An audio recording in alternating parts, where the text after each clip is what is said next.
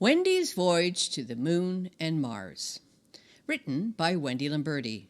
Read by Wendy Lamberti. Once upon a time, in the magical summer of 1969, my family and I set out on an adventure unlike any other.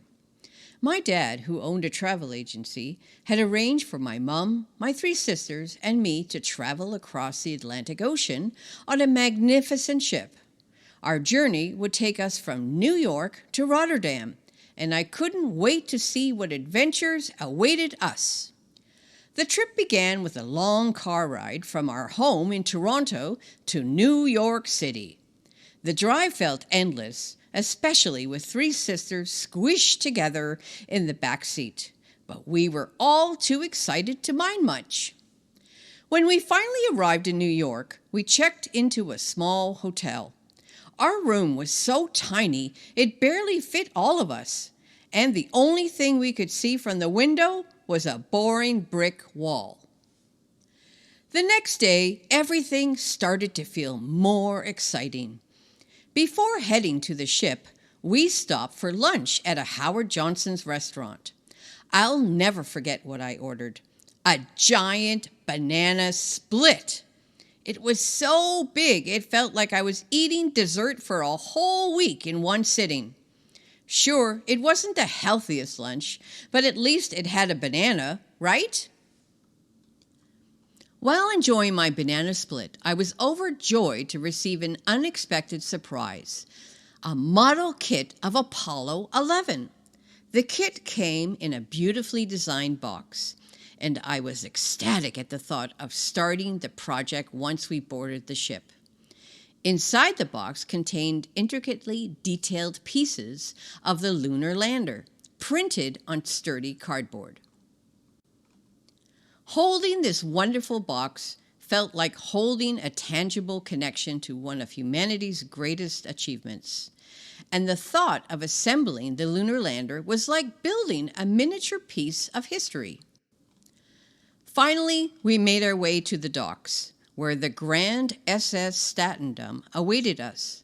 The ship was enormous, bigger than anything I had ever seen. Stepping aboard felt like stepping into a floating city. There were long hallways, big lounges, shops, and even a snack bar. Our cabin had two small rooms, a few bunk beds, and a tiny round window called a porthole, which was right at water level. It wasn't fancy first class, but to me it felt like the height of luxury. As soon as we dropped off our bags, we headed up to the observation deck to see the view. From the deck we could see the sparkling Manhattan skyline stretched out before us. Skyscrapers rose like giants, and the docks buzzed with activity as people loaded luggage and waved goodbye. Then came the sound of the ship's deep, booming horn. It echoed so loudly I could feel it rumbling in my chest. Slowly, the ship began to move. The deck was filled with people waving colorful streamers as the Statendam glided away from the dock. I watched as the streamers stretched thinner and thinner until they snapped, and the people on the shore became tiny dots in the distance. And then I saw her.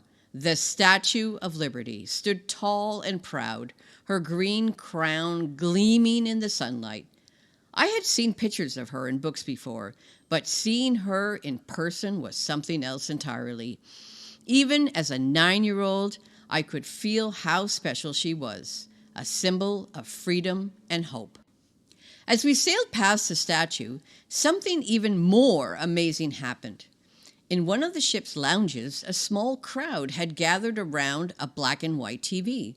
My mom, sisters, and I joined them, and there, on the screen, was Apollo 11, about to land on the moon. It was July 20th, 1969, and we were witnessing history.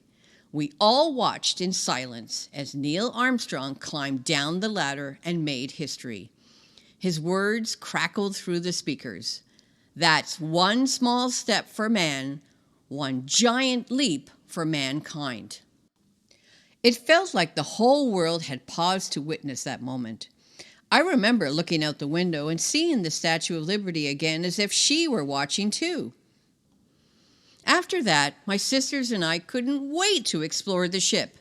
My mom trusted us to wander around on our own because, after all, where could we go? We were on a ship in the middle of the ocean. Our first stop was, of course, the snack shop. And that's when we found it, the Mars bar, and it only cost 8 cents. It seemed so perfect. We had just watched a man land on the moon, and now we had discovered our own little piece of space, just a few pennies away. The Mars bar became our favorite treat for the rest of the trip. Although 8 cents wasn't much, and we didn't have endless pocket money, so we came up with a plan. First, we cleaned out my mom's purse, gathering every coin we could find. Then we started searching the couches and chairs in the ship's lounges, looking for change that might have fallen out of other passengers' pockets.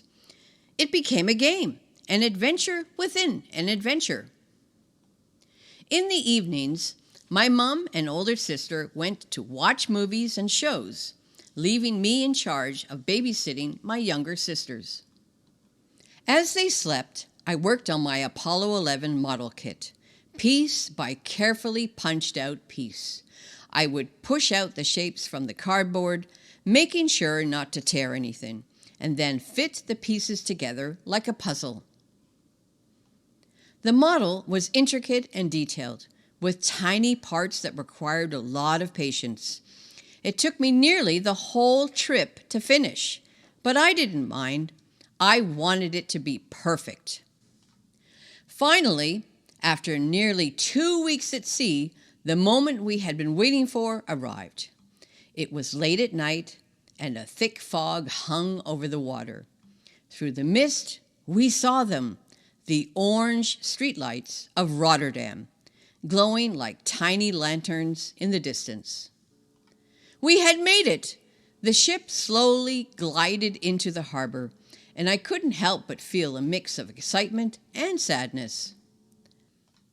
Our transatlantic voyage had come to an end, but the memories of the Statue of Liberty, the moon landing, and of course those 8-cent Mars bars would stay with me forever.